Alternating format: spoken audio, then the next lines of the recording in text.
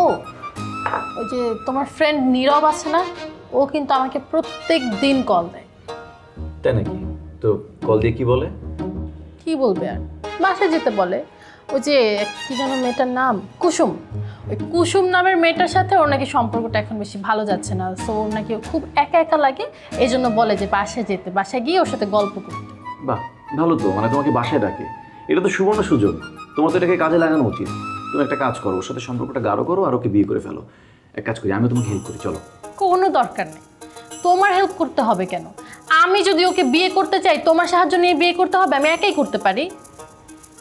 কিন্তু আমি তো ভালোবাসি মাহিনকে, আমি যদি বিয়ে করি আমি মাহিনকেই বিয়ে করবো। শোনো, আমার জন্য আমার মামা মেয়ে রেডি করে ফেলছে, এখন আর কিচ্ছু করার নাই। তোমার মামা কোথায় আছে তুমি আমাকে বলো, আমি তোমার মামার কাছে যাব। তোমার মামা যদি আমাকে একবার দেখে, তোমার জন্য অন্য কোনো মেয়ে পছন্দই করবে না। আরে সরি স্যার, মিটিং এর জন্য লেট হয়ে যাচ্ছে, ক্লায়েন্ট অপেক্ষা করছে।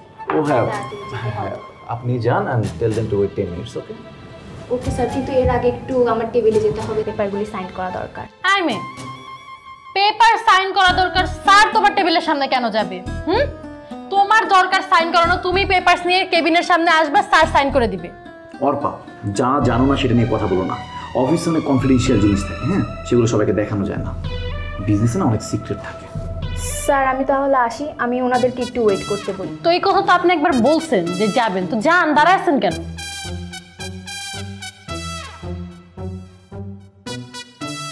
অর্পা, তুমি আমার অফিসের এক্সিকিউটিভের সাথে এভাবে কথা বলতে পারো না। মেয়েটা কি মনে করলো? ও, মেয়েটা এখন কি ভাববে এটা নিয়ে তোমার টেনশন হইতেছে, তাই না? আমি এবার বুঝতে পারছি, এই মেয়ের সাথে তোমার সত্যি সত্যি মনে হয় অন্য কোনো ভাব চলতেছে, এই জন্য তুমি আমাকে রেখে ওর সাপোর্ট নিয়ে কথা বলতেছো। অর্পা, তুমি আমার অফিসে আসছো তাই তোমাকে আমি কিছু বলতে পারতেছি না। আমি একজন ভদ্র মানুষ, রাগ উঠলেও না রাগটা দেখাতে পারতেছি না। যাই হোক, তুমি কাজটা ভালো করো নাই। কি সুন্দরী! আরে বলো না, স্যারের রুমে একটা মেয়ে আসছে, এত বেয়াদব আমি জীবনেও দেখি নাই। তোমার চেয়ে বেশি? মানে তুমি আমাকে বেয়াদব বললা? আমি কি এমন বেয়াদবি করেছি? প্রমাণ দাও দেখি। প্রমাণ? কয়টা প্রমাণ দিব?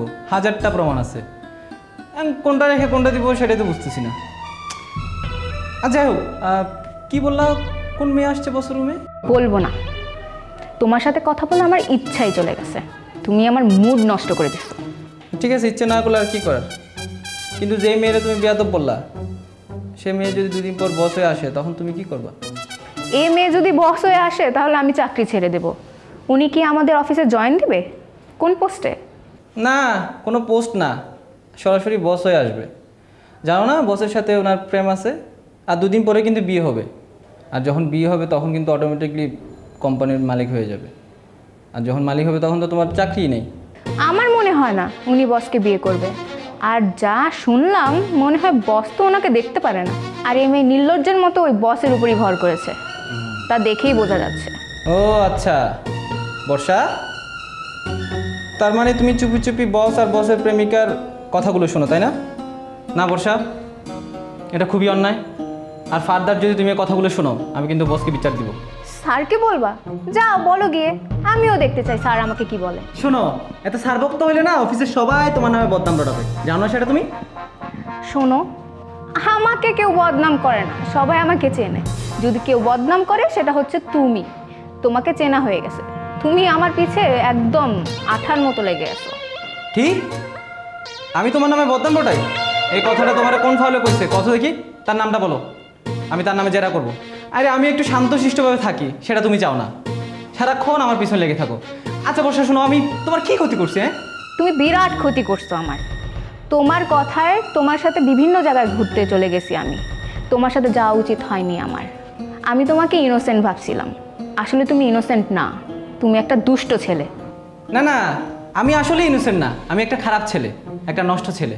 আর শোনো, এই খারাপ ছেলের সাথে কোনোদিন চলাফেরা করার চেষ্টা করবে না, বলে দিলাম। করবো না, আজ থেকে তোমার আর আমার পথ আলাদা, কথাটা যাতে মনে থাকে। 100 বার মনে থাকবে। থাকবে না কেন? যে মেয়ে তার বন্ধুকে চিনে না, সবসময় অপমান করে, তার সাথে আর কোনো সম্পর্ক নেই আমার। তোমার মতো বন্ধু থাকার চেয়ে শত্রু থাকা ভালো। তোমার মতো বন্ধু যদি কারো থাকে তাহলে শত্রুর দরকার নাই। শোনো, এখন থেকে আমি তোমার শত্রু, আর শত্রুর দিকে তাকায় কথা বলবো না, বললে কিন্তু তোমার চোখ ঝলসে যাবে। কাল থেকে আমি অফিসে আসবো না, আর স্যার যদি বলে কেন আসিনি, আমি বলবো তোমার কারণে আসিনি, তোমার জন্যই আমি অফিস ছাড়ছি। তুমি আমাকে অপমান করছো, তুমি আমাকে বিরক্ত করছো। এই কথা যদি আমি স্যারকে বলি, দেখি তোমার চাকরি কি করে থাকে আর তুমি কিভাবে খাও। আইসে দরদ দেখাইতে। আমার খাওয়া নিয়ে তোমার টেনশন করা লাগবে না। আমার কাছে অনুরোধ নিয়ে আসবে না, আর যদি আসো দেখে নেব। আর তোমার সাথে আমার বন্ধুত্ব এখানেই কাটা। না না, কাট আপ করার কিচ্ছু নেই। তোমার সাথে আমার বন্ধুত্ব কোনোদিন ছিল না।